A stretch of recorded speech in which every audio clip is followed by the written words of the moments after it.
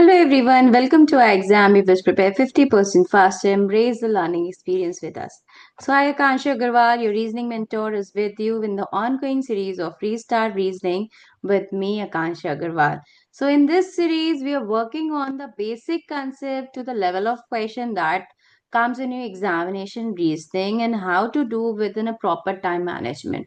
So week 3 is going on. Week 1 we've already did week 1 inequality and week 2 inequality means level questions. So with concept and practice and different category of question, you can check these links of these video in the description box. In week 2 we have covered the puzzle, two categories of puzzle. One is vacant floor puzzle and another is your month and date based puzzle. And more puzzle will come on, but today we'll work on a very important section, that is week 3 blood relation. So all of you know the blood relation weightage in examination is around 5 marks in pre, or 3 marks, three questions that are being asked in blood relation family tree question. In mains, if you work coded blood relation question or data sufficiency question or sitting arrangement plus blood relation. So blood relation and all in all is a base for many of the topics also, and individually it carries also 3 marks.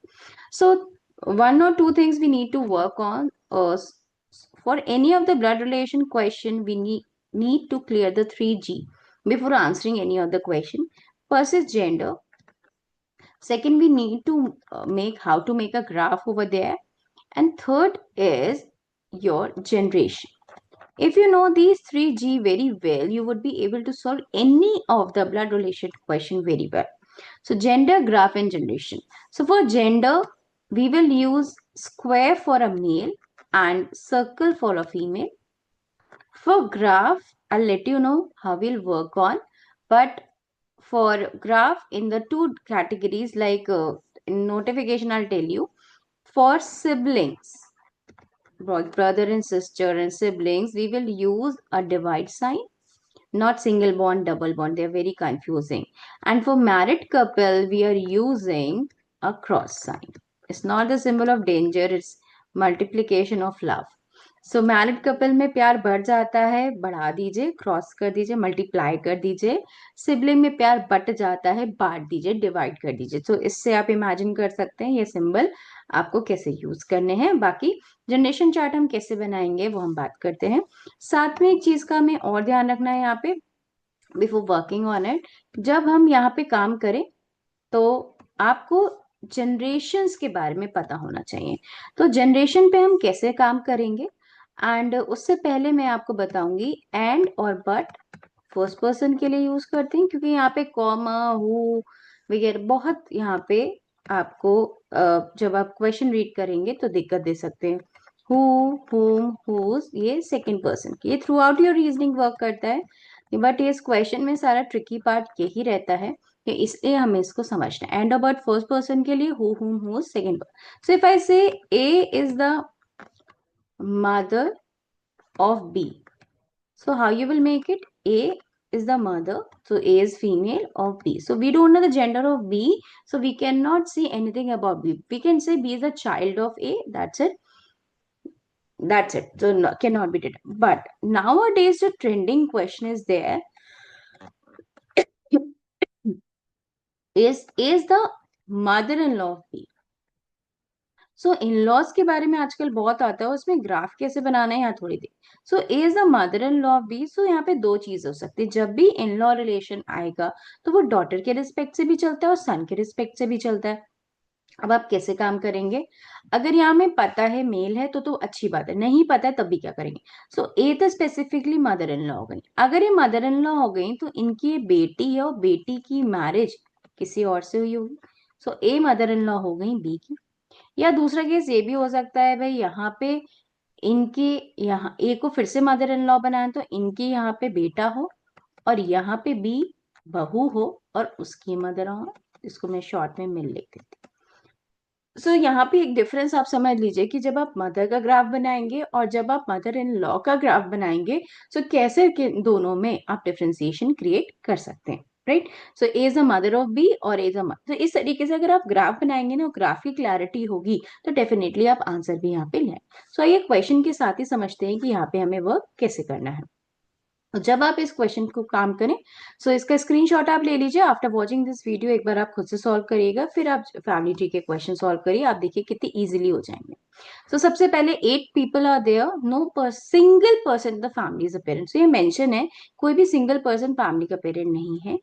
S who has the only child is the sister of, अब S who has the only child, so हमें यहाँ नहीं पता child है तो mail है female है, इस सिस्टर ऑफ टी, देखिए बड़ी लाइन कंफ्यूजिंग सी है। अब ये सिस्टर, ओनली चाइल्ड और सिस्टर कैसे हो गया? तो क्योंकि यहाँ कॉमा लगा है इसलिए यहाँ पे S जो है वो ही सिस्टर है किसकी? टी की। और यहाँ पे एस का एक ओनली चाइल्ड है, इट कुड बी मेल और फीमेल। तो हम जब भी मेल और फीमेल का हमें नहीं पता, हम एक सर्कुलर स्क्वायर दोनों यहाँ पे लगा सकते हैं।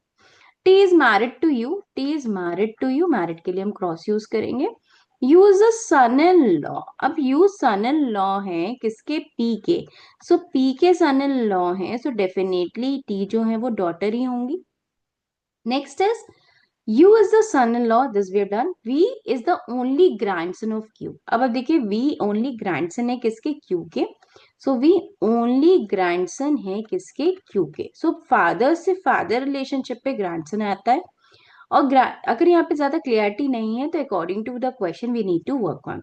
V is not the child of T. अब V is not the child of T, अगर V child नहीं है T का तो डेफिनेटली यहाँ पे कोई पर्सन होगा वो उसके चाइल्ड होंगे। Next is V and W belongs to the same generation and Q and R are members of the same family. So पहली चीज यहाँ पे देखिए, क्योंकि 80 मेंबर्स है, कोई सिंगल पेरेंट नहीं है तो Q यहीं पे आएगा। और आपको दे रखा है Q and Q is the male over here, तो यहाँ पे फीमेल हो गई। Q Q V is the only grandson of Q है, so only grandson of Q है और V जो है चाइल्ड नहीं है T का, सो V यहाँ पे आ जाएंगे। अब वी यहाँ पे आ गए, ग्रैंडसन है तो यहाँ पे हमें जेंडर की भी क्लैरिटी हो गई, सो यहाँ पे हम वर्क कर सकते हैं वी इज द ग्रैंडसन। अब यहाँ पे क्योंकि हमारे पास आर, कोई भी सिंगल पेरेंट नहीं है तो आर ही बचता हमारी फैमिली में। और वी के लिए साथ में डब्ल्यू दे रखा है जो एक जनरेशन में बिलोंग करता है, तो यहाँ पे डब्ल्यू आ गया। अब यहाँ पे ये नहीं दे रखा है कि यहाँ पे डब्ल्यू का जेंडर क्या है, एंड वी ओनली ग्रैंडसन है इसलिए डब्ल्यू को हम टी और यू के साथ रखते हैं। In this way we have completed the family tree. Now if it is being asked like how P is related to V, is related to V, मैं आपको बहुत आसान तरीका बता रही हूँ, कई बार गड़बड़ हो जाती है कि पी के बारे में पूछ रहा है या वी के बारे में पूछ रहा है। आप हमेशा ध्यान रखिए एक एरो बना लीजिए। वी से पी पे जाना है, सो वी से पी पे जाना है, सो वी से पी पे जाना है तो हम यहाँ पे बात करें। सो अच्छा, दूसरी चीज, जब भी सिबलिंग हो ना, दो लाइन खींच लीजिए, इन दोनों के ही पेरेंट पी और क्यू है। सो वी से पी पे जाना है, सो वी पे से पी पे जाना है तो पी कौन हो गई भाई? ये इनके दादाजी हो गए, तो ये इनकी दादी। लेकिन क्योंकि यहाँ पे मदर्स मदर की बात हो रही है, राइट, सो यहाँ पे हो गई है मेटर्नल ग्रैंड मदर। ये ध्यान रखिएगा, maternal grand mother. So mummy की मम्मी मेटर्नल ग्रैंड मदर और पापा की मम्मी ग्रैंड मदर, इस तरीके से हमें छोटी छोटी बातों का ध्यान रखना है। अब एक एरो बनाने से आप क्लैरिटी है। सो कई बार क्या होता है, हम जो रॉन्ग आंसर होता है वो हमारा पहला ही ऑप्शन होता है, हम देख भी लेते हैं। तो इस तरीके से आपसे कर सकते हैं। चलिए moving on to the next question, यहाँ पे हम बात करते हैं। ओके, सो इस क्वेश्चन में 10 मेंबर्स हैं, आप लोग स्क्रीनशॉट ले लीजिए इस क्वेश्चन को सॉल्व करने से पहले। And J and G are a married couple, so J और जी एक मैरिड कपल हैं। I is the only sister of K, I only sister है किसकी? के की। L is the grandfather of R, L grandfather है किसके? R के। Next is T is a son in law of G, so T son in law है किसके? जी के। अब जी के सन इन लॉ है, इसका मतलब यहाँ इनकी कोई डॉटर होंगी और टी सन इन लॉ होंगे। डॉटर है तो दोनों से ऐसे रिलेट कर लीजिए आप। Okay, next is I is unmarried. Okay, T is a son in law, H is the only child. अब H is the only child of J है तो जे और जी की ओनली चाइल्ड एच हो गई, एच को प्लेस कर दिया हमने यहाँ पे। K is the grandchild of J, अब के ग्रैंड चाइल्ड है किसके? जे के। अब के ग्रैंड चाइल्ड है जे के, तो यहाँ पे आपका के यहाँ आ जाएगा, के ग्रैंड चाइल्ड है। अब ग्रैंड चाइल्ड है तो अभी यहाँ पे जेंडर क्लैरिटी नहीं है, लेकिन यहाँ पे था I is the only sister of K, तो यहाँ से क्लियर हो गया है, मेल हो गया, और आई को आप यहाँ रिलेट कर सकते हैं।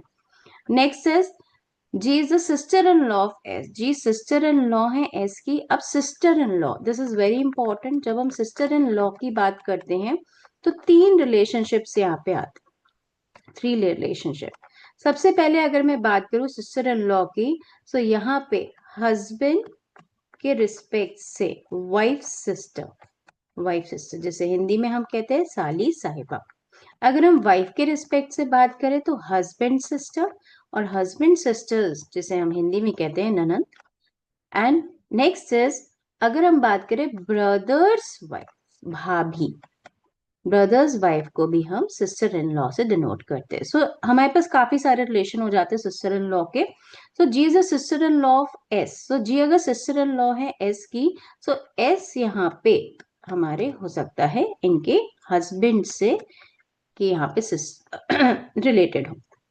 Next is G has no sibling, G के सिबलिंग नहीं है इसलिए हमने इधर रिलेट नहीं करा, इसलिए इसको हमने यहाँ रिलेट करा। Next is J is the only son of you, J only son है किसके, यू के।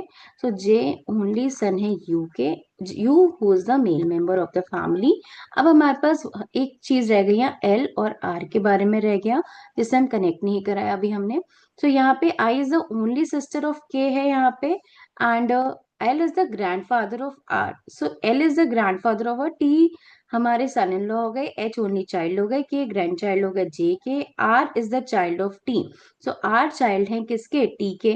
सो R यहाँ भी चाइल्ड हो गए किसके, T के, यहाँ भी ये मेल हो गए। और जब यहाँ की हम बात कर रहे हैं और इनके दादाजी की बात कर रहे हैं हम, so father's father, so L would be here. So L, and next is I is unmarried. I is unmarried. G is a sister-in-law of S. G has no sibling, and J is the only son who is the male member. So in this case, the whole family tree we have completed, and this family tree हमने यहाँ पे सारी clarity हमें हो गई। क्या हमें यहाँ S का जेंडर क्लियर है? क्या S का जेंडर यहाँ पे क्लियर होगा? सॉरी, आप लोग ही मुझे कमेंट बॉक्स में बताएंगे कि एस का जेंडर यहाँ पे क्या होगा, CND होगा या मेल होगा या फीमेल होगा इन क्वेश्चन नंबर 2।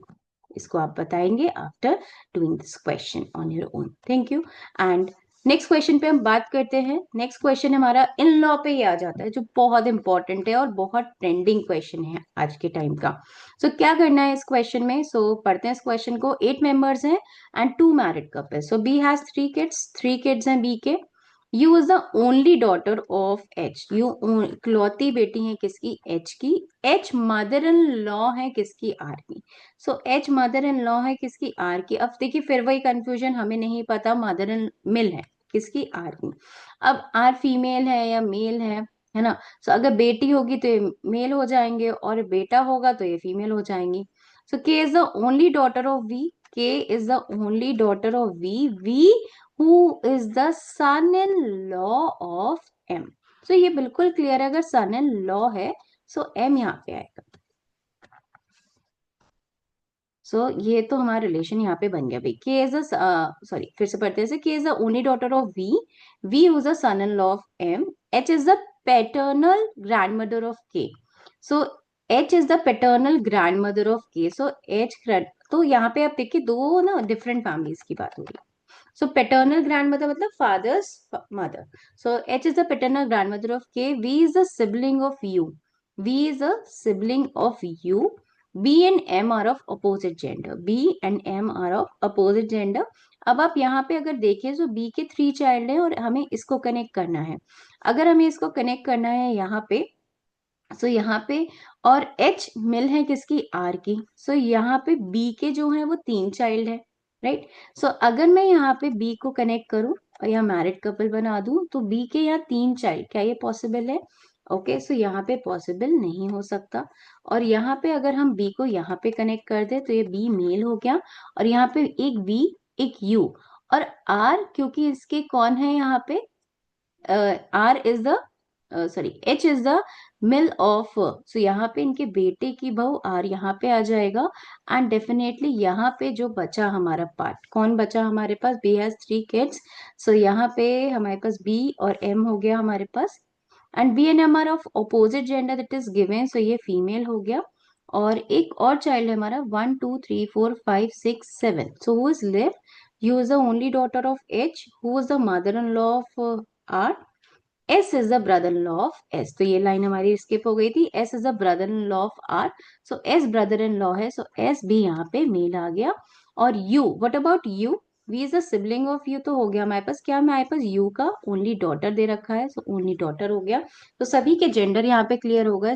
बहुत ही बढ़िया क्वेश्चन था ये, और इस वीडियो को देखने के बाद एक बार फिर आप इस क्वेश्चन को पूरा करिएगा अपने आप। So I hope you like this session ki how to solve this family tree chart. So do download the mobile app of iExamB and Raters and prepare your government job preparation with us. And I hope those who are preparing for RBI, and so RBI Grade B 2026 is coming soon with you. So stay calm, stay confident with us. And I hope you like this video. So do comment and like this session and wait for the new upcoming video.